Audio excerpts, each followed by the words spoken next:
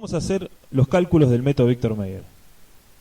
Queremos obtener la cantidad de aire que hay dentro de la campana para gases. Para esto vamos a hacer un zoom y vamos a ver que el volumen es fácilmente determinable porque la campana para gases está hecha por un material volumétrico dado vuelta, como puede ser una probeta. Entonces el volumen lo medimos fácilmente.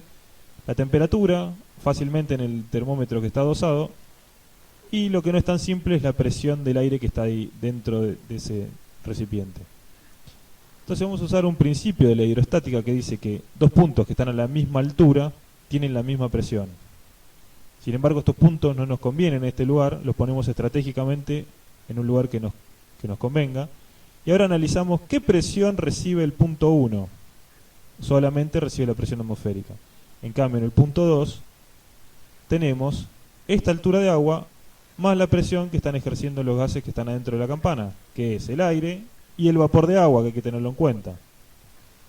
Entonces el punto 2 tiene esta fórmula.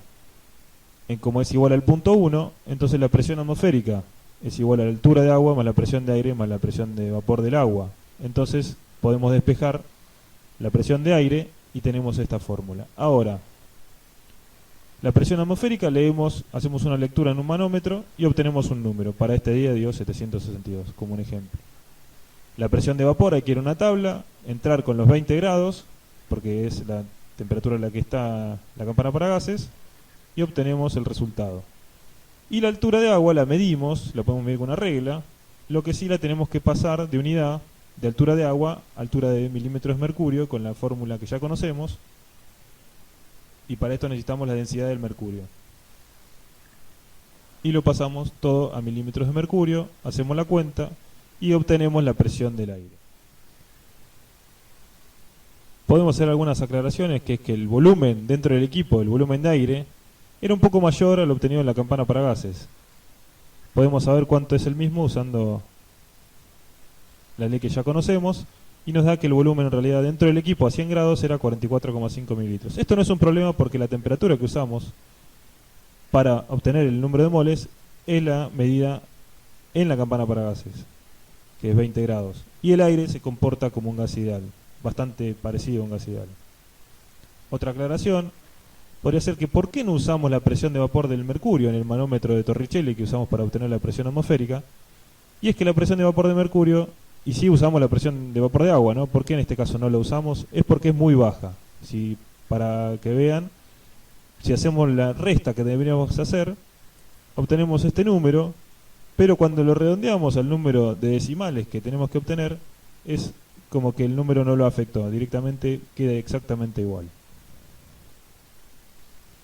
Entonces ahora para calcular el número de moles, vamos a usar la ecuación de los gases que ya conocemos, reemplazamos la constante de los gases y tenemos que, antes de introducir los datos, pasar las unidades. Entonces la presión la vamos a pasar a atmósferas, la temperatura a grados Kelvin, y el volumen a litros. Reemplazamos dentro de la ecuación y obtenemos el número de moles. Una vez con este número de moles, podemos venir a la ecuación que ya teníamos y obtener el peso molecular. También podríamos haber usado esta ecuación, eso es indistinto. Ahora, si conocemos la composición centesimal en masa, que normalmente la podemos conocer de algún método, entonces, por ejemplo, para nuestra muestra tenemos 24,5% de carbón, porcentaje de hidrógeno y de cloro. Lo que hay que hacer es suponer que tenemos 100 gramos de muestra y dividir por el peso atómico de cada uno de los componentes, 12, dividimos por 1, dividimos por 35,5, y después redondeamos al número entero más cercano. En este caso nos queda 2, 4 y 2. Luego dividimos todos los números por el número más chico, que en este caso sería 2 o este 2. Y obtenemos la fórmula mínima. Recordemos y podemos calcular el peso molecular de la fórmula mínima, sumando el peso del cloro, 2 veces el hidrógeno y 1 el carbono. Recordemos que la fórmula mínima va a entrar un número entero de veces en la fórmula molecular. Por ejemplo, el formaldehído coincide su fórmula mínima con la fórmula molecular. En cambio, la glucosa, la fórmula molecular, es 6 veces la del formaldehído. Entonces, para calcular este número de veces que nuestra fórmula mínima entra en la fórmula molecular, vamos a dividir el peso molecular obtenido por el método Victor Meyer, dividido el peso molecular de la fórmula mínima.